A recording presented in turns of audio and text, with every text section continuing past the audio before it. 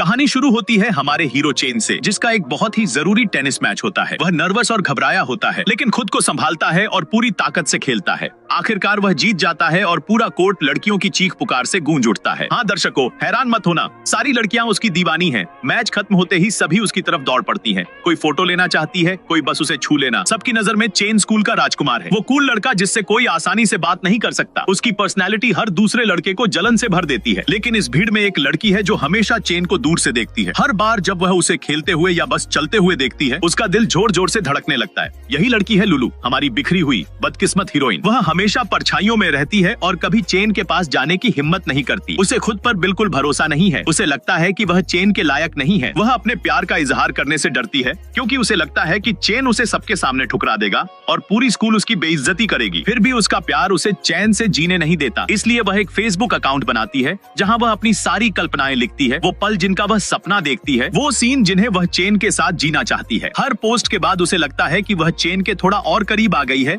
भले ही सिर्फ अपनी कल्पना में। वह हर दिन यही सपना देखती है कि एक दिन ये कल्पनाएं सच बन जाएंगी। लेकिन दुख की बात यह है कि चाहे लुलू कितनी भी कोशिश करे, वह चेन के करीब नहीं पहुंच पाती। वह जैसे सबके बीच होते हुए भी अदृश्य है। किसी को यह तक पता नहीं कि वह उसी क्लास में पढ़ती है। वह सबकी मदद करती है, अकेले क्लास साफ करती है और स्कूल के हर चैरिटी वर्क में हिस्सा लेती है। फिर भी उसके कोई दोस्त नहीं है। हर दिन वह अकेली घर लौटती है। उसकी जिंदगी में बस एक ही इंसान है, उसका ऑनलाइन दोस्त गुआहा, जो हमेशा उसकी पोस्ट पर लाइक करता है, कमेंट करता है और उसे हौसला देता है। और सच कहें तो कभी कभी लाइक, कमेंट और नोटिफिकेशन ही हमें दिन काटने की ताकत दे देते हैं। एक दिन जब लुलू हमेशा की तरह स्टोरेज रूम साफ करने जाती है, तो उसे पास वाले कमरे से तेज आवाज सुनाई देती है। वह तुरंत पहचान जाती है कि यह चेन की आवाज है, लेकिन अगला पल उसे झकझोर देता है। वह चेन को गाली देते हुए सुनती है। उसे यकीन नहीं होता, वही चेन जिसे सब परफेक्ट समझते हैं, जो कभी गलत शब्द नहीं बोलता, अचानक वैसा नहीं निकलता जैसा वह सोचती थी। वह अभी इस सच्चाई को समझ ही रही होती है कि गलती से दरवाजा जोर से बंद हो जाता है। चेन को पता चल जाता है कि कोई वहाँ था। लुलू घबराकर कहती है कि उसने जानबूझकर कुछ नहीं सुना और सब एक हादसा था। लेकिन चेन उसे धमकाता है कि अगर उसने किसी को कुछ बताया तो वह उसे बर्बाद कर देगा। लुलू पीछे हट जाती है और कहती है कि उसे कोई परेशानी नहीं चाहिए। वह कहती है कि उसने न उसे देखा और न ही जानती है। यह कहकर वह वहाँ से भाग जाती है। उसका दिल तेजी से धड़क रहा होता है। जिस पल का उसने सपना देखा था, वह एक डरावने सपने में बदल चुका होता है। लेकिन भागते समय उससे एक बड़ी गलती हो जाती है। उसका फोन जमीन पर गिर जाता है।